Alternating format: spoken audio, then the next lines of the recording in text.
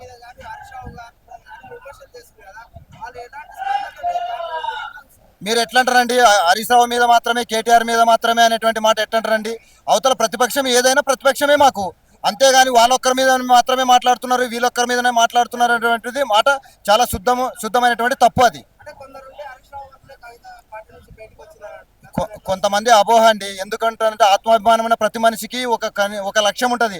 ఆ లక్ష్యం నెరవేర్చే దిశలో పోతున్నప్పుడు కొంతమంది వ్యక్తులు అడ్డగిస్తుంటారు. అడ్డగించినంత మాత్రాన వాళ్ళ వల్ల బయటకు వచ్చింది, వీళ్ళ వల్ల బయటకు వచ్చింది అనేటువంటిది అసాధ్యమైన మాట, తప్పు అయినటువంటి మాట. కవిత గారి పార్టీ వల్ల టీఆర్ఎస్ ఖాళీ అవుతుంది. ఏదన్నా ఖాళీ కానివ్వండి, మా లక్ష్యం గెలుపు. కాంగ్రెస్ ఖాళీ అవుతుందా, టీఆర్ఎస్ ఖాళీ అవుతుందా, బీజేపీ ఖాళీ అవుతుందా అనేటువంటి మాట మీరు త్వరలో చూడబోతున్నారు.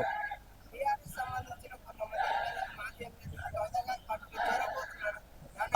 అవన్నీ మీకు ఎందుకు చెప్తామండి? అవన్నీ అంతర్గత విషయాలు. కాంగ్రెస్ వాళ్ళు ఉన్నారు, బీజేపీలో ఉన్నారు, టీఆర్ఎస్ వాళ్ళు ఉన్నారు. కవిత అంశము సరైనటువంటి అంశం కాబట్టి అన్ని పార్టీల వాళ్ళు కవిత ఒకవైపు చూస్తున్నారు. అవన్నీ మేము ఇప్పుడే బయట పెట్టాం. దయచేసి మీరు వాటిని అడగద్దండి. కవిత గారి పార్టీ ఏ పార్టీతో పొత్తు పెట్టుకుని బాగుంటారు? ఏ పార్టీతో పొత్తు పెట్టుకున్నామండి? ఏ పార్టీతో పెట్టుకోము. మా పార్టీ ఒకే ఒక పార్టీ, కవితక్క పార్టీ.